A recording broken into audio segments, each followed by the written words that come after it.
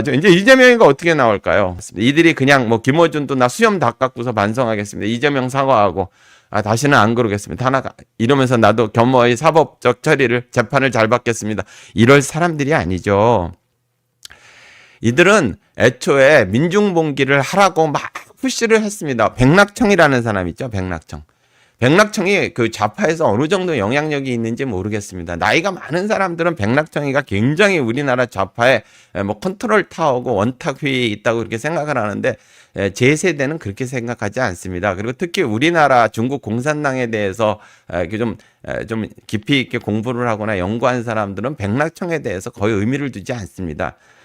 그런데 백낙청이 터진 입으로다가 민중봉기를 하라고 그랬어요. 탄핵 이런 거 하지 말고 민중봉기를 해가지고 윤석열을 하야로 끌어내려라.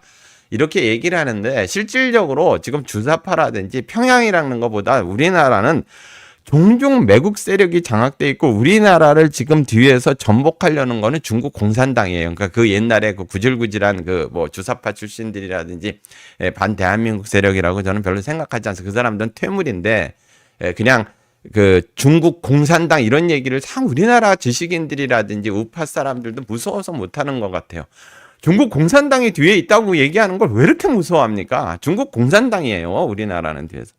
근데 어찌됐든 이들은 이제 2차 시도를 할 겁니다. 그러니까 제도권이라든지 지금 헌재라든지 뭐 의회를 갖다가 윤석열 대통령 그 집권 전반기에서는 그들이 이제 부정선거를 통해서 190석 이상을 장악을 했기 때문에 제도권을 이용해서 의회라든지 그다음에 그 헌법재판소라든지 그다음 법원이라든지 뭐 경찰이라든지 이런 거를 이용해 가지고 대한민국을 전복하려고 했다면 2차 시도는 그 플러스 그들이 말하는 민중봉기죠. 민중봉기. 거기 민중봉기에는 국적이 없습니다. 요번 민중봉기에는 국적이 없는 민중봉기가 일어날 가능성이 상당히 크기 때문에 아마 민중봉기 한다고 모여가지고 광화문에 한 10,000명이 모이면 거기에 9,000명이 아마 우리나라 국적이 아닐 거예요. 그리고 1,000명이 아마 노숙자, 그리고 동성애자, 그리고 사회 부적응자, 그리고 김어준 같이 면도를 할지 모르는 자,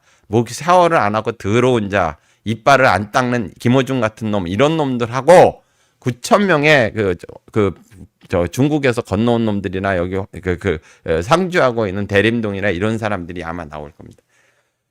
거기에 플러스 조직력을 제공하고 있는 민노총이 거기에 이제 합세를 할 겁니다. 여러분 이 부분에 대해서 잘 대비를 해야 되는 겁니다. 2차 난동을 시도할 거거든요.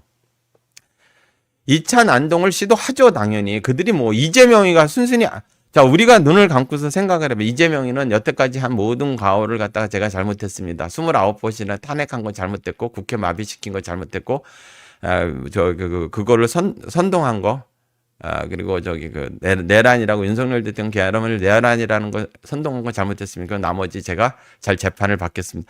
그럴 사람이 아니죠. 그럴 놈이 아니죠. 김어준 같은 놈이 면도하고 와가지고 내가 내란 선동을 하고 박수치고 돈벌이로다가 이렇게 했다 이런 사람들이 아니죠.